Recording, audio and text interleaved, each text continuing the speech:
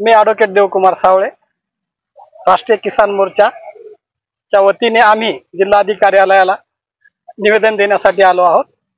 आमच्या मागण्या आहेत, शेतकऱ्याचे खरीपातील आणि रब्बी हंगामातील जे पीक आहे त्या पिकाला योग्य भाव देण्यासाठी खरेदी केंद्र निरंतर सुरू ठेवणे आणि जे काही फरकाची रक्कम आहे ती रक्कम शेतकऱ्याच्या खात्यामध्ये तातडीने जमा करण्यात यावी यासाठी आम्ही पूर्ण महाराष्ट्रभर आज निवेदन देत आहोत।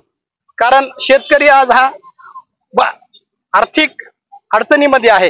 ही अडचण दूर करण्यासाठी, कारण जे काही शेतमालाचे भाव आहेत ते हमी भावापेक्षा कमी आहेत, कारण ह्या केंद्र सरकारच्या धोरणामुळे जे काही त्यांनी आयात केलेली आहे त्यामध्ये सोयाबीनची आयात असेल, पिवळा वाटाणा असेल, या आयातीमुळे शेतकऱ्याला भाव मिळत नाही आणि तो भाव जर मिळत नसेल आणि तो भाव देण्यासाठी केंद्र सरकारने लवकरात लवकर जे काही हमी भाव आहे आणि हमी भावातलं जे काही अंतर आहे की अंतर कमी जे अंतर असेल ते अंतर त्यांनी शेतकऱ्याच्या खात्यामध्ये तातडीने देण्यात यावं। जे काही आज शेतकऱ्याची आत्महत्या वाढत आहेत आणि केंद्र सरकारने त्या आत्महत्यावर दुर्लक्ष केलेलं आहे।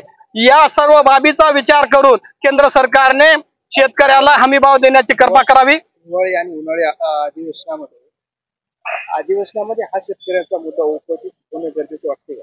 हो सर, कारण शेतकरी हा एकदम नाडलेला आहे आणि त्या शेतकऱ्याच्या प्रश्नावर कुठलाच आमदार बोलत नाही, बोलला तरी एखाद्या मिनिटामध्ये त्याच्यावर बोलल्या जातं आणि शेतकऱ्याच्या आंदोलनाला बगल देण्यासाठी त्यांनी वेगळ्या प्रकारचे दुसरे इश्यू करत आहेत। ते इश्यू बंद करण्यासाठी आपल्या शेतकऱ्याच्या जे काही मागण्या आहेत त्या मागण्यावर आम्ही आंदोलन करणार आहोत भविष्यामध्ये।